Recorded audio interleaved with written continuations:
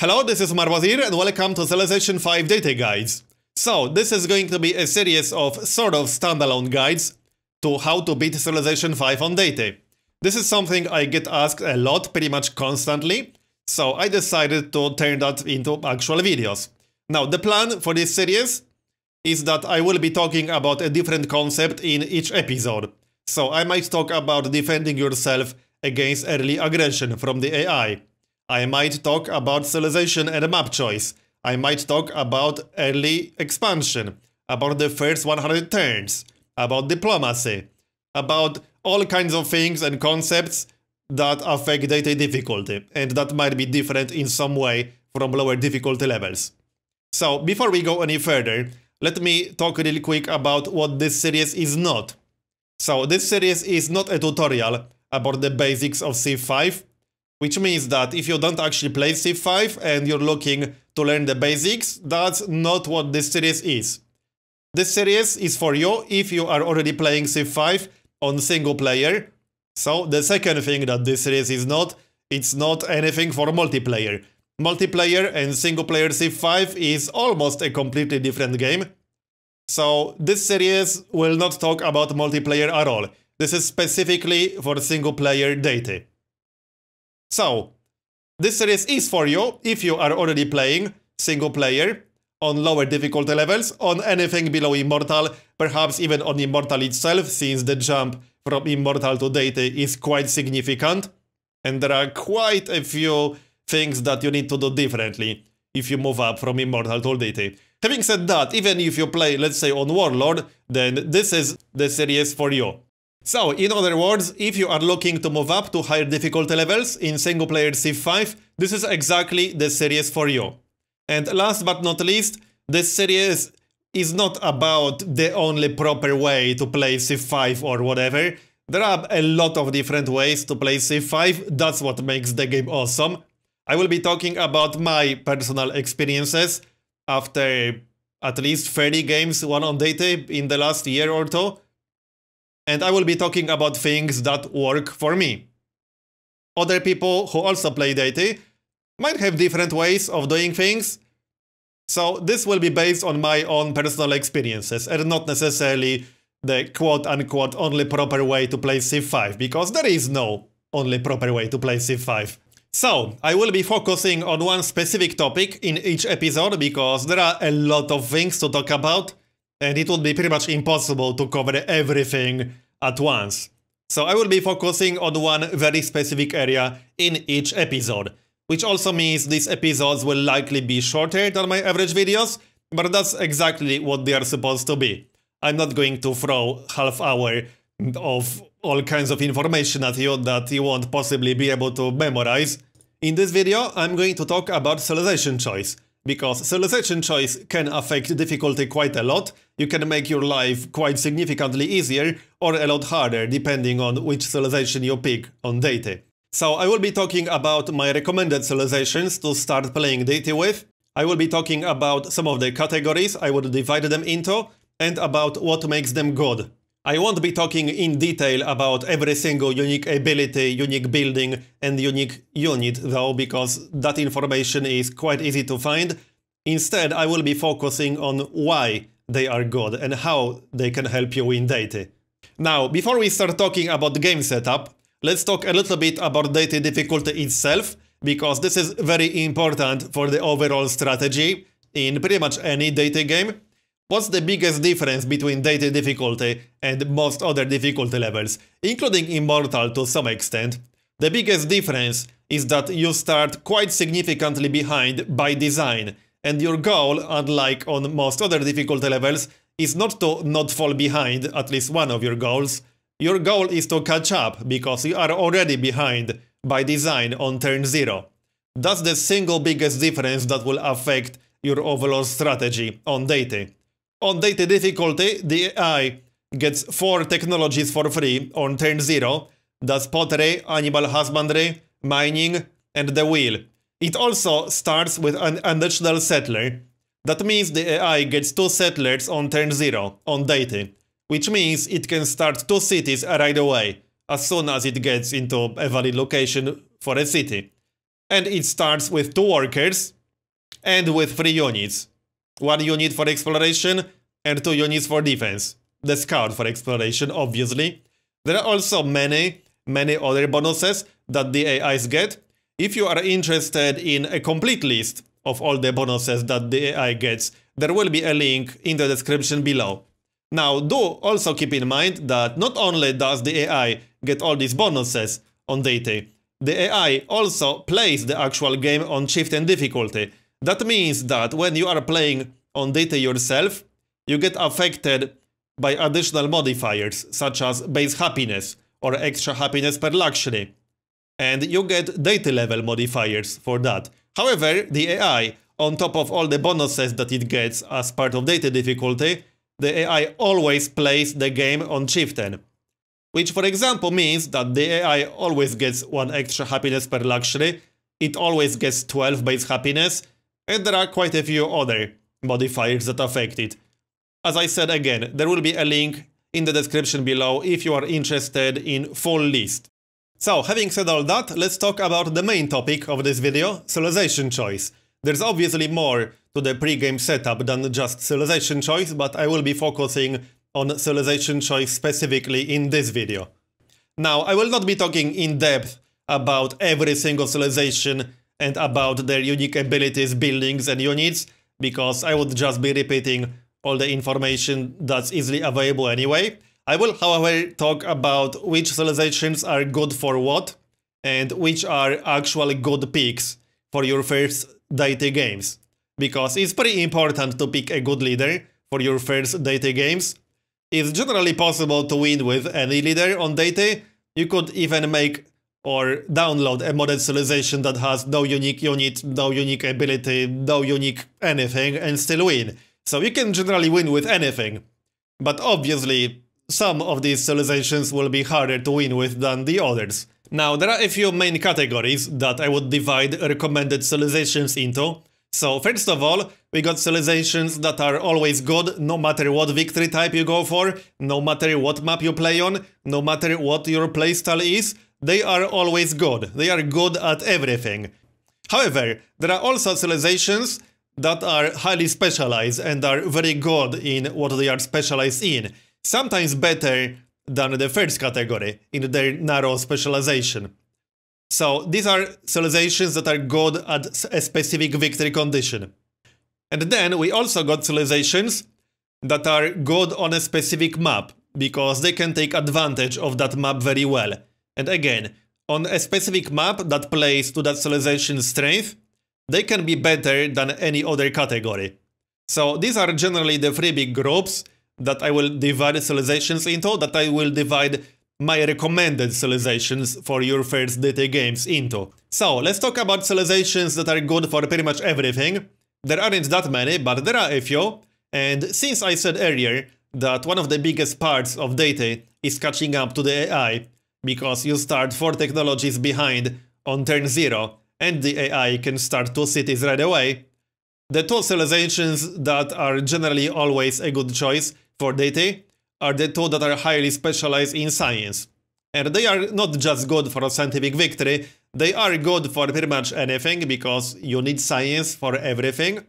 Some victory conditions are not as strict when it comes to science as the others. You can win from behind, but that would be a more advanced strategy, so I won't be talking about that. But anyway, the third civilization is Korea, or the first 2 civilizations are Korea and Babylon. These are the 2 civilizations that are highly specialized in science. Korea receives extra science for all specialists and all great percentile improvements. The extra science for specialists is very important because it stacks with secularism, which is a policy in rationalism. I won't be talking about that a lot right now, but this is actually one of the reasons why Korea is so strong. They do also receive a tech boost each time they build a scientific building or wonder, but you will not be building a lot of wonders on Deity. It's mostly the 2 science for all specialist part. It might not seem that strong, but it's actually really damn good. Korea is also pretty decent at defending themselves, because they have 2 really good unique units. They have a turtle ship, which has 36 combat strength, That's actually a lot of combat strength, considering it replaces the caravel. If we check the caravel, then the caravel only has 20 combat strength, and the turtle ship has 36, so that's a massive difference right there. It also cannot enter deep ocean unlike the caravel, but if you use this for defense, then it's amazing. You can obviously also use it for offense, but its usability will be limited to attacking cities, which you won't be doing a whole lot with a melee unit, but this is an amazing unit for defense if you are playing on something like Archipelago map. Then we got their siege, their unique siege unit. Now this is an amazing unit for defense. It's pretty decent for offense too. Actually, it's pretty damn good for offense too. But it's amazing for defense because it has 26 ranged combat strength and it replaces the trebuchet, which normally has 14 combat strength. If you check the cannon has 20 combat strength, which is less than the Korean unique unit that replaces the trebuchet. It has 26 combat strength. If we go all the way to artillery, then the artillery has 28 combat strength. That's only 2 combat strength more than the Korean unique unit. Now there is a downside because this unit would be incredibly overpowered if there was no downside. The downside is that you do not get extra bonuses against cities. So if you check the abilities here, you will see that it has the may not melee attack promotion, it has no defensive terrain bonuses promotion, and it must set up to ranged attack. And the one thing is missing compared to other siege units is the 200 bonus versus cities. It does not have that. So that's the #1 downside of that unit. However, it's an amazing unit against pretty much anything other than city. It's also pretty damn good against cities because it has all that extra combat strength, and you can pick up volley, which is extra combat strength against cities. But if you focus on defense, which can be a problem in the early game depending on your start, it's just amazing for defense. On top of your science being really good, that makes Korea a very strong choice. Then we got Babylon, which is also a civilization that focuses a lot on science. So Babylon receives a free great scientist when they discover writing, and this is actually a really big deal, because that means you can use that great scientist, which you will get very, very early into the game, earlier than it would otherwise ever be possible. You can use that scientist to get an academy right next to your city, which is what you should do with that scientist. Do not use him for science pop. Use him for an academy, and that will give you a lot of extra science over the course of the entire game. Not to mention, it will give you a lot of extra science in the early game, which is incredibly important on Deity. So Babylon also earns great scientists 50% faster, which is again huge for science, because that means you will get more academies early on and more great scientists for science pops later on. And they get a replacement for city walls, which help early defense against AI aggression. It helps any defense against AI aggression, because they give your city plus 100 hit points as opposed to plus 50 from regular walls, and slightly more combat strength. That can be quite important as well. The unique unit Babylon gets can be pretty much disregarded. It's not a good unique unit. It only gets slightly higher combat strength, melee combat strength than the regular archer. The ranged combat strength is exactly the same. So basically, it's just an archer that's slightly harder to kill in melee. So, Babylon and Korea, the two top civilizations for science, and not falling behind in science is one of the biggest challenges of Deity difficulty overall. So you can't go wrong with these two. They will help you not fall behind too much, and they will help you catch up to the AI. Next up, we got another civilization, which doesn't really get any science bonuses, but it's generally considered to be one of the strongest civilizations in the game, and is good for pretty much any victory condition on any map, no matter what you do, is always amazing. And that civilization is Poland. The biggest thing about Poland is that they receive a free social policy every time they advance to the next era. And this is massive. This is like getting an oracle for free every time you enter a new era. This is just huge. And you can use this very flexibly. This will be incredibly useful regardless of how you play the game. And it will help you with science to some extent, because you will be able to get policies in rationalism slightly faster. Obviously, it's nowhere as good for science as Babylon and Korea, but this is one of the most powerful and most flexible, unique abilities in the game. And this is definitely one of the top picks for first games on Deity. On top of all that, Poland also gets a really damn good unique building, but this is a less important part of playing Poland.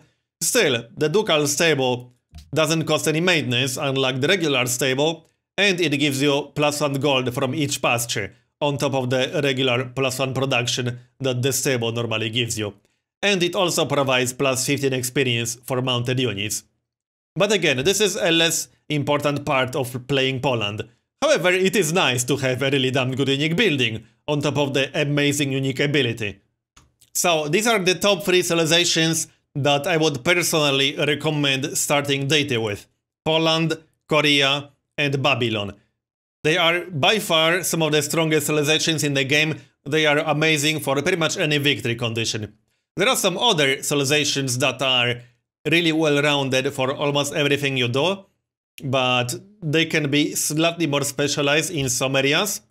So we got Arabia, and Arabia is actually a bit of a special case. Arabia is one of the most well-rounded civilizations in the game. Arabia is one of the rare cases of a civilization that gets a really good unique building, the Bazaar, which gives you extra copies of luxury resources, which is amazing for trade. They get an amazing unique unit. This is easily one of the best unique units in the game. So this also puts them in one of the other categories I was going to talk about. Civilizations good for specific victory conditions. Arabia can be amazing for domination victory, as a direct result of the camel archers. And they also get a pretty damn good unique ability, which extends their caravan range by 50%, and it makes their trade routes spread your home city's religion twice as effectively, and it doubles their all resource. Now, you won't always be able to take advantage of this, because religion can be a tricky thing on Deity, but I won't really be talking about that right now. In any case, Arabia usually gets a very strong economy as a result of the Bazaar, as well as 50% extended caravan range, and they can be very strong for domination. And the camel archers can be really good for defense, and that can be quite important.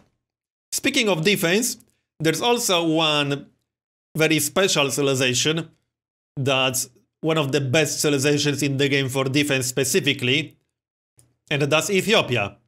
Ethiopia is easily one of the toughest civilizations to conquer on Deity, and you might have a lot of problems with Ethiopia as the AI if you're playing for domination victory on Deity, but I won't be talking about that just yet.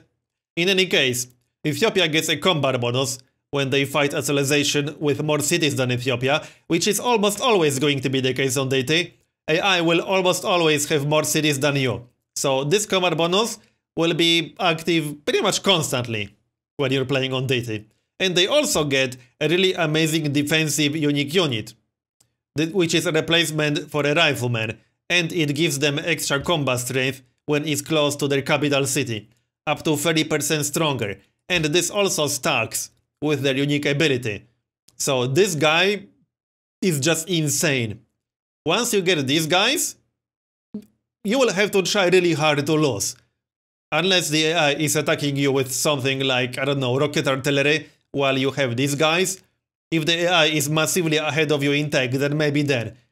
But if it's not, then you will be borderline impossible to conquer for the AI. Easily one of the best defensive CIVS. So if you want to play defensively and bunker down, then this is one of the best civilizations to do that with, if not the best one. So there are a few more civilizations that I would like to mention. There are two civilizations specifically that specialize in diplomatic victory. And diplomatic victory is one of the easier victory types to get on Deity if you go for diplomatic victory right from the start. And one of the reasons why it's one of the easiest ones to get is because technology doesn't matter as much for diplomatic victory. You can be way behind the AI in terms of technologies and still win diplomatic victory. And keeping up with the AI in terms of techs is one of the areas you might have problems with when you first start playing on Deity. So the first civilization that specializes in diplomatic victory is Venice. And Venice is one of the most unique civilizations in the game, as you might be aware, because they can only directly control one city, their capital. They can claim city-states with merchants of Venice, but they can't annex city-states. In any case, the reason why Venice is so crazy is part of their unique ability. Double the normal number of trade routes. This is insane. Doubling the number of trade routes will give you so much gold that you will quite possibly not know what to do with all of it. It will give you so much gold to throw at city-states. If you go for patronage as Venice, you will have to try really hard to not get allied with the majority of city-states on the map. And getting allied with city-states is exactly what you have to do to get diplomatic victory. Then we got the second civilization that's also really good at diplomatic victory, and that's also one of the most hated civilizations as the AI. That's Greece. And the reason why Greece is so good at diplomatic victory is their unique ability, which makes city-state influence degrade at half the normal rate and recover twice as fast. This is just crazy. It's not as crazy as Venice, although I would say it's on par in a different way. If you are playing as Greece, you also have to try really damn hard to not get allied with a lot of city-states.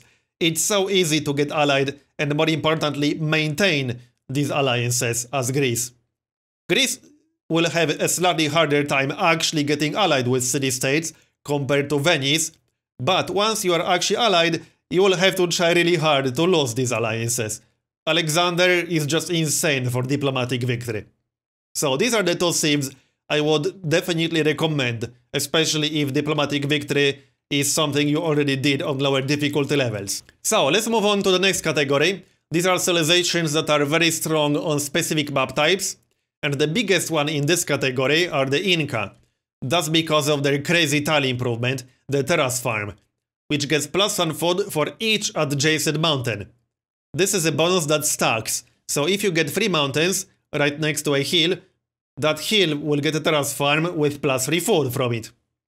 And that's important for 2 different reasons.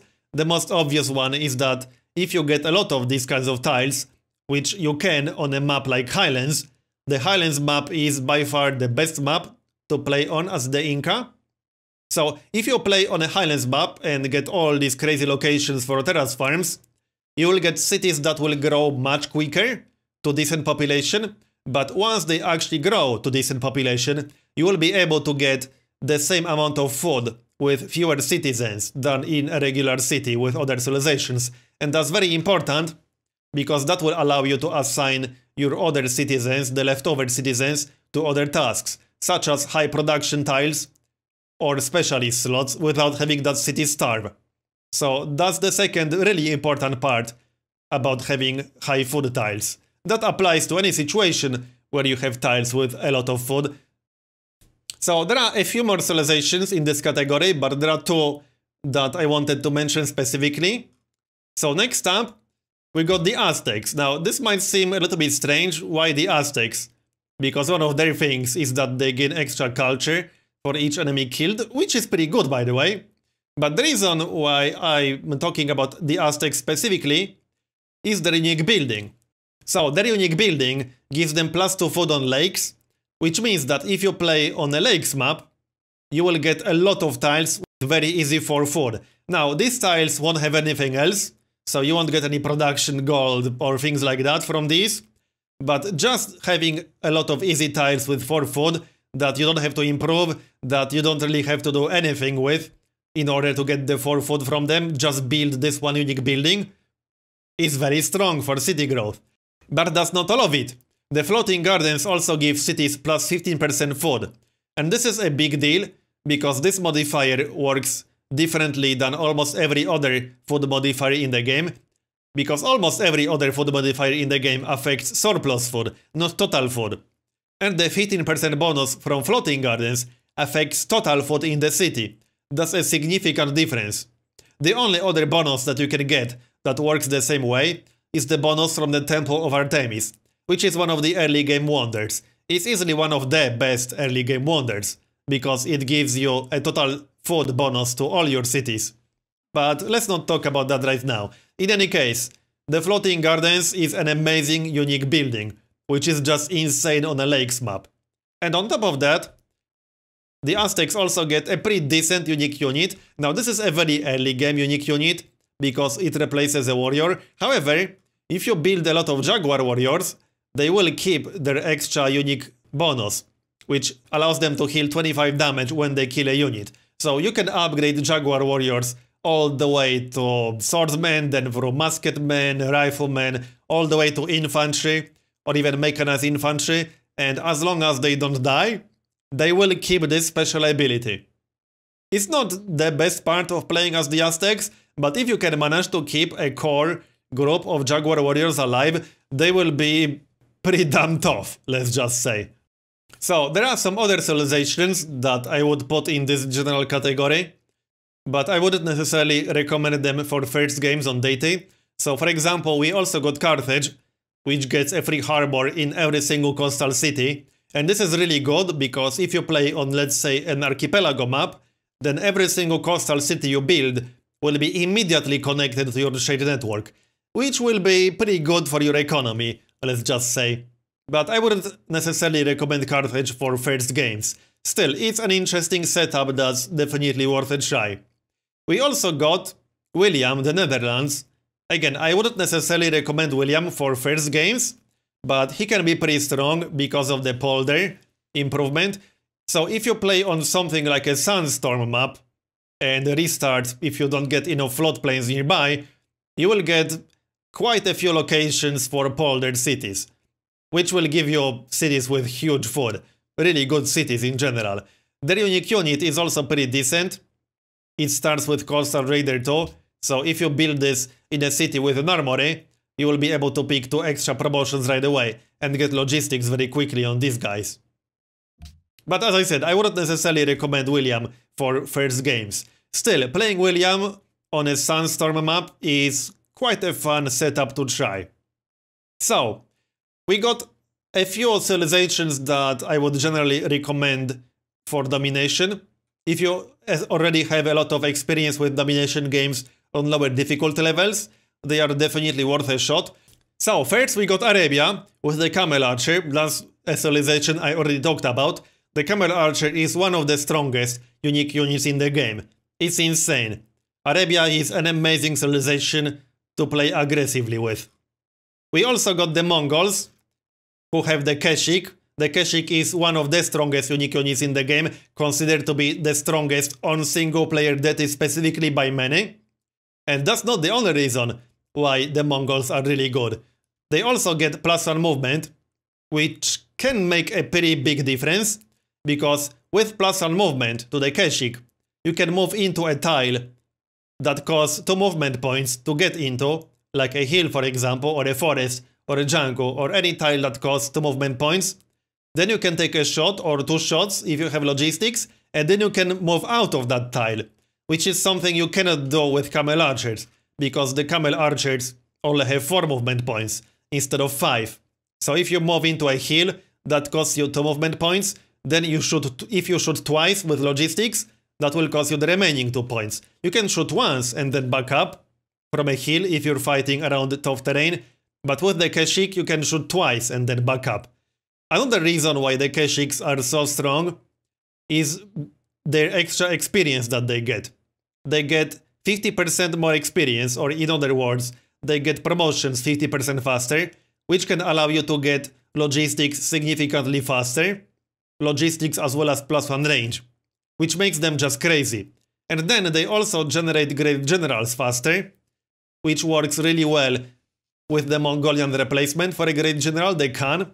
The Khan is an amazing unit. It can move much faster than a regular great general, but more importantly, it can heal nearby units, which makes it extremely good.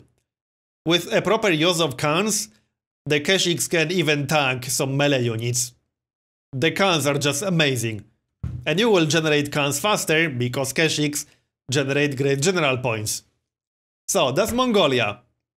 Then we also got China. China is not as strong as Arabia and Mongolia, I would say, but they do have the Chukonos, which are generally one of the better unique units. They can attack twice, which means you don't have to wait for logistics. You can attack twice with Chukonos right away, and then you can focus on getting +1 range, and you can carry that over to Gatling guns, machine guns, and bazookas. And they also get Great Generals faster, and the Great General combat bonus is increased by 15%. This part is pretty damn good too, but their unique unit in general is really strong. Then we got Attila. Attila is a bit of a special case for domination. Attila specializes specifically in the very early game. In fact, Attila is a borderline broken leader, because the battering ram can be upgraded from a warrior through a ruin. So if you move into a ruin with a warrior, you can upgrade that warrior to a battering ram, and as a result, you can get a battering ram even on like turn 3, if you get lucky enough. And if you get that battering ram really early, you can just take a capital city nearby right away. You can declare war on your closest neighbor if you have a neighbor nearby and just take their capital city with a battering ram. Not to mention, you can obviously just build more battering rams. Battering rams are extremely strong. So Attila is great for early game domination. He also gets the horse archers, which aren't as overpowered as the Keshiks and camel archers, but any highly mobile ranged unit is generally really strong. So the horse archers have their uses. And then we got Assyria. Assyria is slightly different because Assyria is kind of a mix of an aggressive civilization that's also good at science. Because when you conquer a city, you gain a free technology that's already discovered by that city's owner, which can really help to catch up on Deity.